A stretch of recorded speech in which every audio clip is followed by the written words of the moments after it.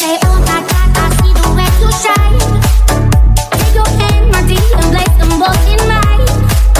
Do Australians have many differences from Americans? People on Quora are sharing their experiences. Paul Falkova commented, "Any politician loudly and frequently proclaiming God bless Australia would be seen as slimy, untrustworthy manipulator. There's also no hand on hard flag waving. We are patriotic, not nationalistic. Anyone bragging about their success and wealth is a big loser to be avoided.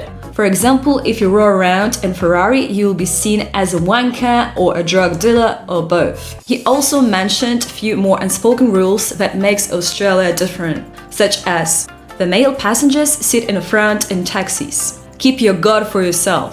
Australians are about the we, while Americans are about the me.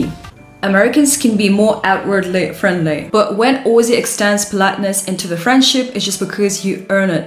Voting is compulsory in Australia. Means you legally need to turn up and get your name ticked off. If you don't, you're gonna get a notice and a small fine. But any lame excuse can get you off. So I jumped out of bed and all I had was my undies on and I've walked out the front and... American-style junk food chains, while common, are not so popular as in the USA. My smallish town is typical. It has one Subway, and one Mexican, one Indian, two Chinese, and family-owned restaurants. We do good coffee, not that disgusting, oversteamed Starbucks shit. Mikey S from Queensland has also joined the discussion. One thing Australians do very differently from Americans is the way they approach the dining out experience. From time to time, I have heard the Americans complaining about the poor service in Aussie restaurants. Why they fail to understand that by Australian standards, they're getting the best service. We don't like waiters hovering over us while we eat. Once we are served, we expect the waiter to leave us alone. One of the things I hated about eating out in USA was waiters constantly asking me if everything was okay, trying to engage me into conversation when I had my mouth full of food. Almost every other Australian that I have met shared the same feeling. Another problem for me, she added, was the way Americans try to start whole conversations with complete strangers. On planes, trains and buses, in supermarket queues, even on the street waiting for the lights to change. In Australia, you can get the occasional quick comment about something, but nobody wants to get into conversation with somebody they don't know. Obviously, it doesn't apply for every single American or every single Australian, but tendency is definitely there. Mary-Kate has also joined the discussion on Quora, and that's what she said. Guns in Australia are only legally available for those that have a good reason to have them, unlike in America, where any crazy homeless drug addict psycho can shoot you for no obvious reason. We don't murder each other quite as frequently in Australia.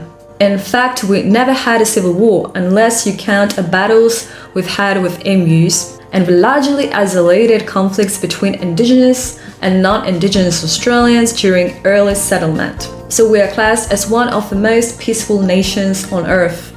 Though it seems funny considering we have a bad habit of following Americans into wars we and US have no business being in. She has also mentioned that whenever you look at a menu or the price of a grocery item that is on the shelf at the local supermarket, the price you see is final, including all taxes. While in the States, if you want to know the real price, you have either figured it out by yourself or use a calculator. Our federal head of government is known as a prime minister, while in the US, it's president. We don't allow drug companies to advertise their prescription-only products in media towards general public. So US is one of only 2 developed countries in the world that does allow such advertising. The other one is New Zealand. We have a higher democracy index and human development index, longer life expectancy, and lower gender inequality index than in US. We do not require doctors, lawyers, dentists, pharmacists, dietitians, veterinarians to have a postgraduate degree in their respective field in order to practice generally. And finally, our lawyers usually wear wings in court. So that was a few opinions of the people from Quora. If you agree or disagree with them or maybe have something to add, please share in comments below, and I'm gonna see you soon.